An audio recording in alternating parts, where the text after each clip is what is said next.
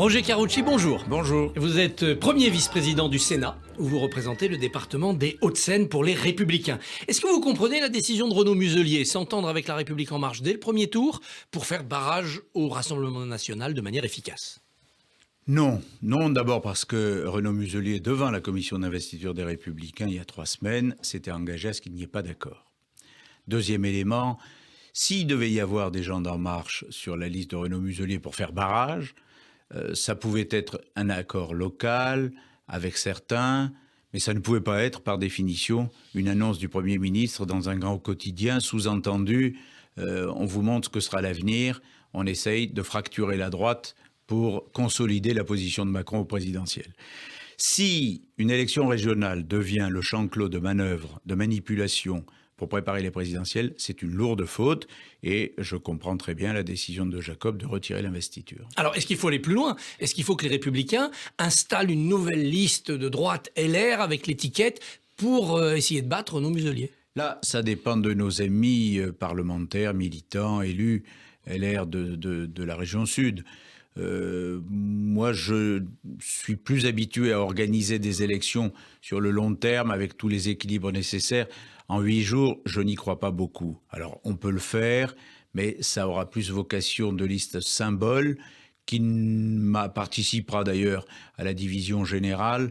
Probablement, on confirmera ou pas l'échec de Muselier. Est-ce que c'est nécessaire? C'est à eux d'en décider, mais je pense que le vrai sujet maintenant, c'est pourquoi cet accord? Qu'est-ce que ça veut dire?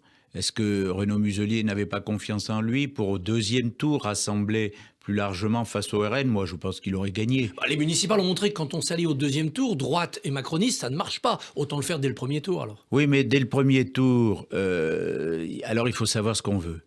Est-ce que Macron est disposé à dire « je change ma politique en matière de sécurité, d'immigration, de délinquance, d'unité nationale, d'identité, machin ».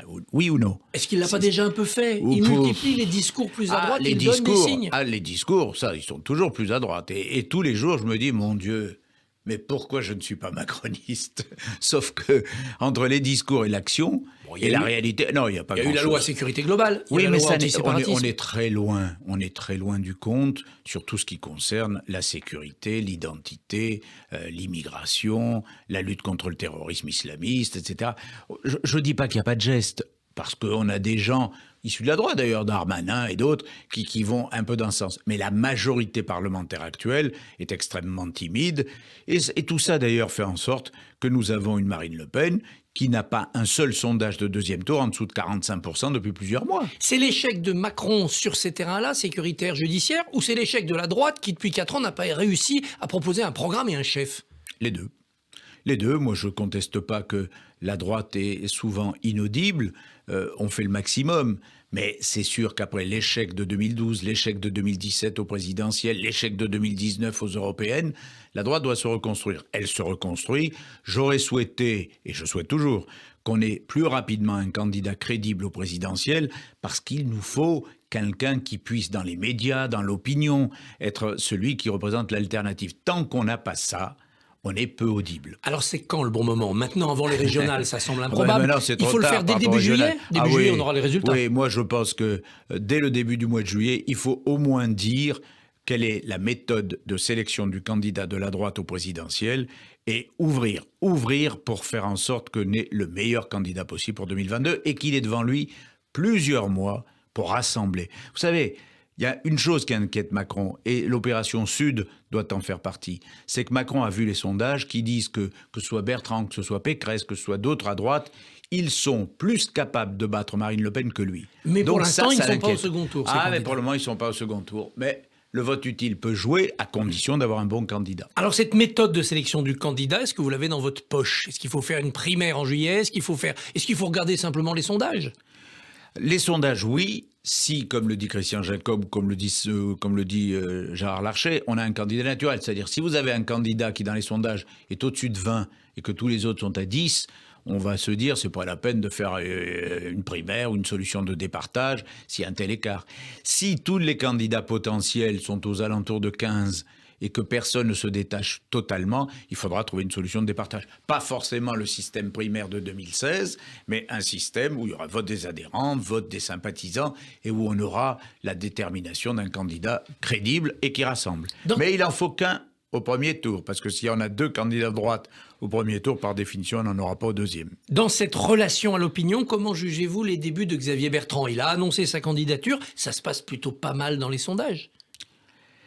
Ça se passe pas mal dans les sondages. Moi, j'aime bien Xavier.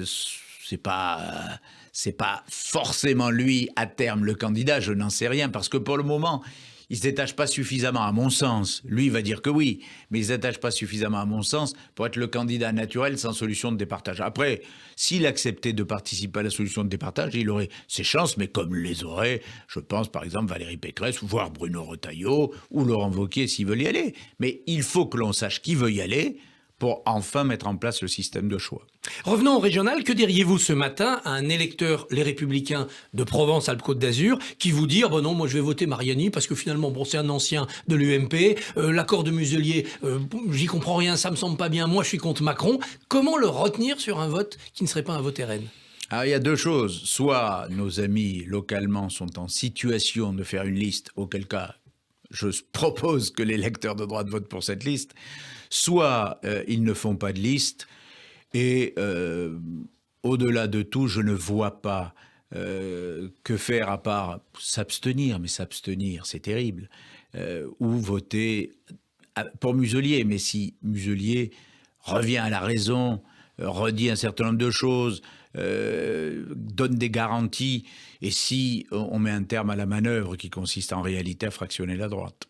Fractionner la droite, vous pensez qu'Emmanuel Macron veut, après l'épidémie, pratiquer un remaniement, reprendre encore des leaders de droite, comme il vous a pris Édouard Philippe, Bruno Le Maire, Darmanin et quelques autres ? Je pense que le président Macron se dit qu'il n'a aucun risque à gauche, et que la gauche n'est pas en situation du tout d'avoir quelqu'un au deuxième tour. Et que les seules personnes qui peuvent éventuellement troubler le duel dont il rêve avec Marine Le Pen, ce sera un candidat de droite bien placé, capable de battre Marine Le Pen au deuxième tour, et par conséquent, son intérêt opportuniste, électoraliste, pas son intérêt national, c'est évidemment de diviser la droite. Donc oui, moi je pense que si il fait un remaniement au mois de juillet, ce sera Embrassons-nous Folleville, et on verra un appel à une série de potentiels ministres de droite, et au nom de ce qu'il appellera à un moment ou à un autre l'intérêt national, en réalité, ce sera un moyen de fractionner la droite pour éviter d'avoir un candidat de droite au deuxième tour des présidentielles. Alors en Bourgogne-Franche-Comté, c'est avec Nicolas Dupont-Aignan, allié de Le Pen en 2017, que le candidat Les Républicains esquisse un accord. Est-ce que ce n'est pas l'autre tentation de la droite, c'est de se dire allons-y avec Le Pen, et puis on apportera des gens raisonnables et des bonnes idées, et elle sera comme une potiche. J'ai vu le débat, mais qui n'est qu'un contre-feu lancé par les macronistes. Il y a un accord avec DLF dans un département de Bourgogne-Franche-Comté, et c'est pas du tout du niveau de l'accord Région Sud, où on prend un ministre, des parlementaires, etc. Là, il s'agit de quelques élus locaux DLF qui rejoignent la liste faite ou créée par LR et UDI.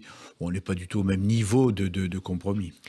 Il faudra un candidat ou une candidate à la présidentielle pour la droite, il faudra aussi des idées. Est-ce que la droite doit porter l'année prochaine à la présidentielle l'idée de la rigueur dans les finances publiques, parce que notre problème principal, ce sera la dette ? Il faudra forcément de la rigueur, parce qu'on ne peut pas continuer de s'endetter. Le quoi qu'il en coûte a des limites. On voit bien que la France a fait exploser sa dette, ce qui est compréhensible avec la crise et la pandémie. Mais exploser la dette, exploser les déficits, nous n'avons pas de ressources capables de résorber tout ça d'un coup.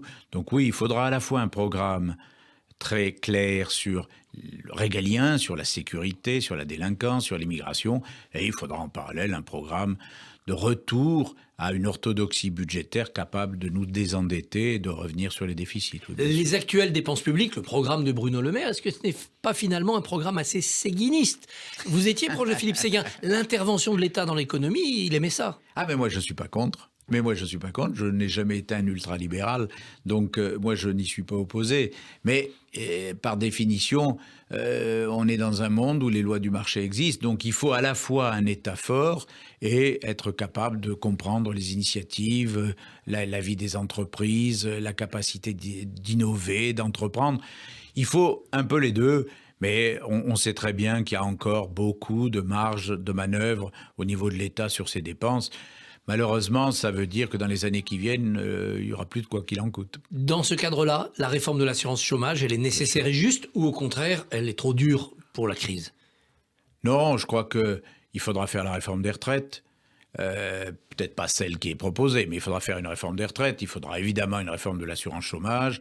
Il faudra une réforme d'un certain nombre de critères sociaux. Mais au-delà de ça, il faudra remettre sur pied, parce que si on veut préserver la sécurité sociale dans son ensemble, dans sa capacité de protection des Français, il faut qu'elle retrouve un équilibre financier, ce qui est loin d'être le cas. On a vu des manifestations samedi pour le 1er mai très suivies, émaillées d'incidents. On a même vu l'extrême gauche attaquer la CGT. Est-ce le signe avant-coureur d'une explosion sociale dès qu'on sera déconfiné, ou est-ce que c'est le signe après-coureur, si j'ose dire, de la décomposition de la gauche, même syndicale? Les deux. Je pense que malheureusement, on est rentré dans un climat de violence permanent dans ce pays depuis déjà 3-4 ans. Ça dure.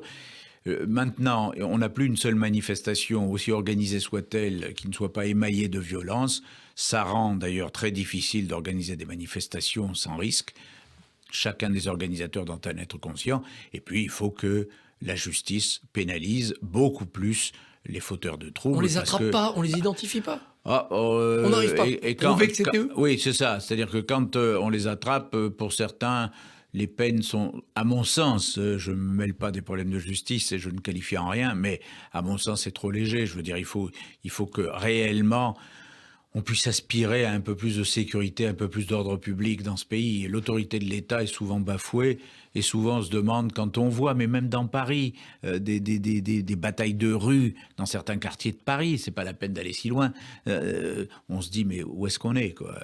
Je comprends l'appel au retour de l'ordre chez les Français, ça c'est clair. Le déconfinement commence aujourd'hui un peu, et surtout le 19 mai avec la réouverture des terrasses. C'est trop rapide et imprudent ou c'est nécessaire et bien? On a tous envie de respirer, donc je comprends le souhait des restaurateurs, des hôteliers. J'ai fait un rapport il y a peu pour demander la réouverture progressive des centres de culture, théâtre, cinéma, musées, etc. En même temps, je dois reconnaître que je reste un peu sceptique, parce que le précédent confinement avait commencé quand nous avions atteint 20 000 cas. Là, on commence le déconfinement quand on est au-delà de 25 000. La logique ne me paraît pas immédiate, même si j'espère que c'est l'accélération de la vaccination qui sera le prétexte. La droite aurait mieux géré la vaccination que le gouvernement macroniste? La droite aurait mieux géré la crise sanitaire. Masques, tests, isolement, accords internationaux, vaccination, organisation de la vaccination. Il y a d'ailleurs, quand on dit la droite, on voit bien des pays autour de nous, c'est pas la peine d'aller très loin, qui ont mieux organisé que nous. Maintenant, je dis pas que tout est facile. Voilà un virus qui, comme disait Roselyne Bachelot, est une saloperie et qui est difficile à connaître. Roger Carucci, merci, bonne journée. Merci à vous.